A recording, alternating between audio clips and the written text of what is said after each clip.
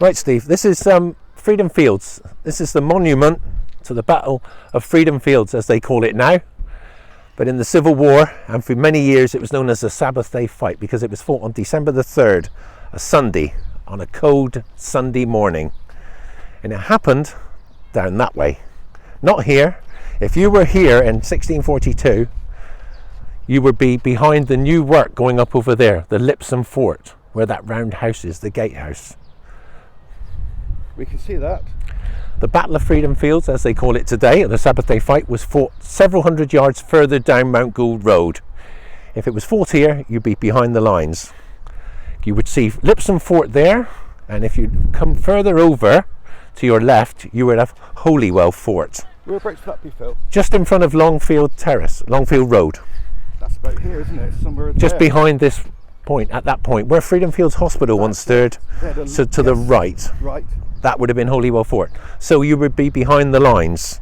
Queen's Gate would have been roughly where the trenches and the breastworks stood between the two forts. All the forts were connected.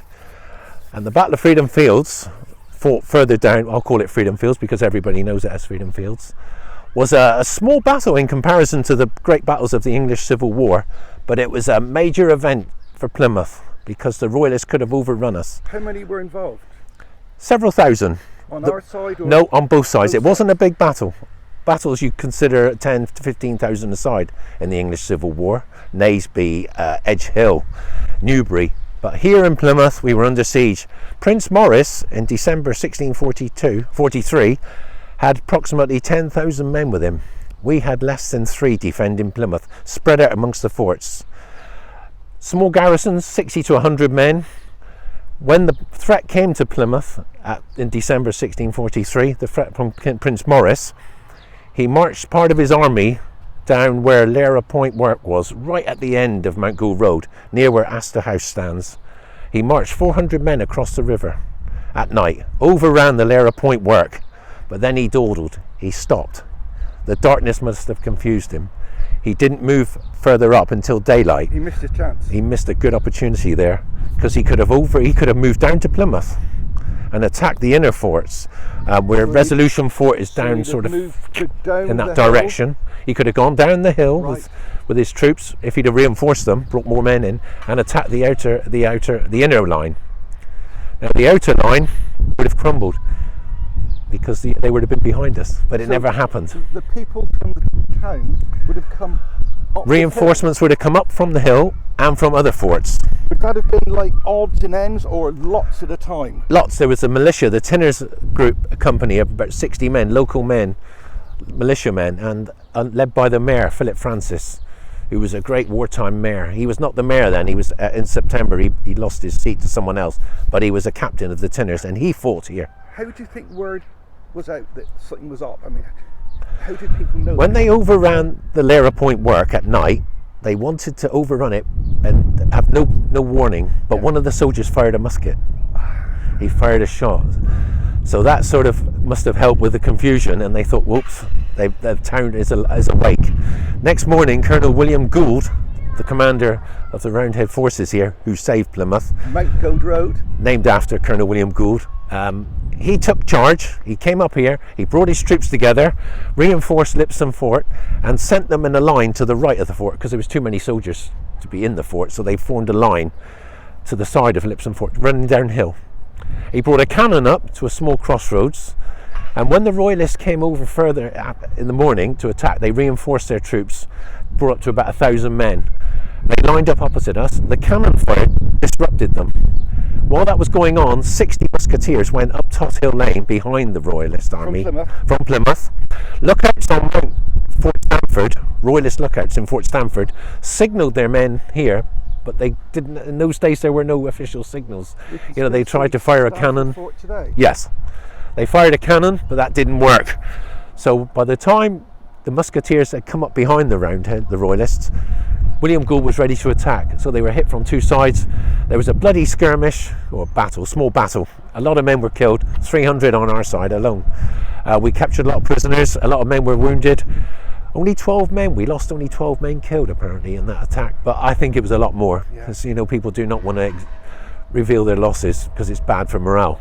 So if But the we won the actual battle. Sorry, if the fighting was along Mount Goat Road, how big an area was the battlefield? It was several fields long. Like a couple of football pitches. Yeah, at least, because there was 1,000 men spread out on both sides, roughly 1,000 It's men. quite a big area. Yeah, William Good had 2 horses shot from under him.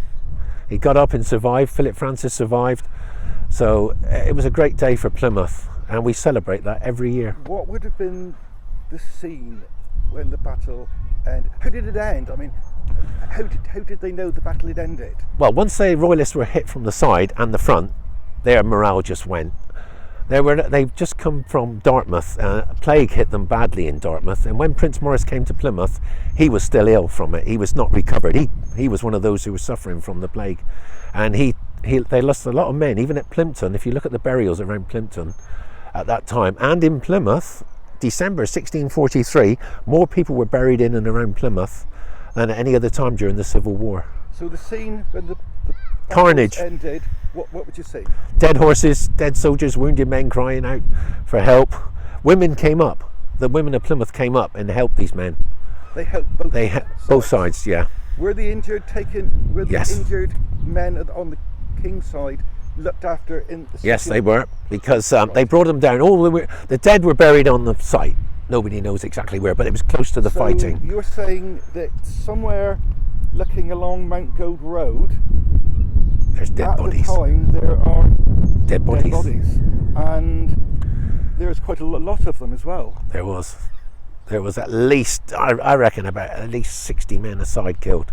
That doesn't sound a lot, but when you've got to bury them, the badly wounded were taken back to Plymouth, because when you read the St Andrew's burial register, it records people who were buried in the church, and these are survivors who were so badly wounded that they succumbed to their wounds. So these cavaliers would be buried in Plymouth, so they were looked after.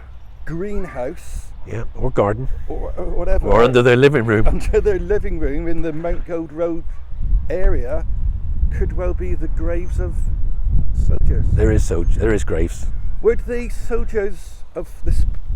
Would that be the graves of only the King's men or the Plymouth men? Were the Plymouth dead? They were put them together. They weren't. Right, Yeah, yes. the soldiers, because you'd have to take them all the way down there and bury them. Right. So people wouldn't know their names. So the ones that survived, they tried to get their names. There are a lot of references to burials in St Andrews with just a cavalier, Yes. because they didn't know their names. Where did the people who lived in the town come up looking for their dead family? Yes, I after mean, the battle? there was especially if they were local. There was a man called Michael Bloy. He was killed here. He was buried in St Andrews, so maybe he survived and was buried, died of his wounds. But his wife petitioned Parliament, she was a Plymouth lady, petitioned Parliament after the war for a pension because her husband was killed in the Sabbath Day fight. How long do you think the Sabbath Day fight went on for? Several hours. What, But 2 once the hours? fight, there was a lot of standing around. I mean, there was the Arrowpoint work. They counterattacked it before they came up here, but they failed. So they withdrew back here to the Lipsome work, a formidable defence made of earth with ramparts, cannons facing all ways. So that would have put the royalists off. 1,000 men couldn't have taken it. And then they dithered and dallied around that area for a long time before they decided to move. But the royalists, the Roundheads, moved first, and they just clashed in the middle. So it was over within less than an hour, half an hour. It was all over. Big battles. It's hard to recall today all this happening on this beautiful area, isn't it? Yes. You know, where we sit here today, Yeah. with the wind going through the leaves. That this was an area that really set the future of Great Britain and England, didn't it? It set the whole future of everything. It changed a lot. It changed Parliament. You didn't have 2 houses in Parliament until just after the Civil What War. would have happened then if we hadn't, I say we because I'm from here, you know, if we hadn't won the Sabbath Day fight? If we'd have lost, Yes. they would have breached our line. They would have breached the outer defences. Yeah. They would have taken Lipsome Fort. Once that happens, all the other forts are out. They all fall. Yeah, if you stay there, they could just run down the hill to Plymouth. And how would that have affected the Civil War as a whole, do you think? Well, the king would have been able to control Devon and Cornwall, the whole county, 2 counties, because when Plymouth defied the king, we were a thorn in his side. So we were we were always there, so you always had to have a force of men to stop us, because our men came out. We went on raids all the way up to Dartmouth, Salcombe, Atherton Gifford. We attacked, we stole sheep. We went out to the north of Plymouth. We were raiding places on the moors, Crapstone, Tavistock, anywhere the Royalists were, we raided. So we were a thorn in the Royalist side.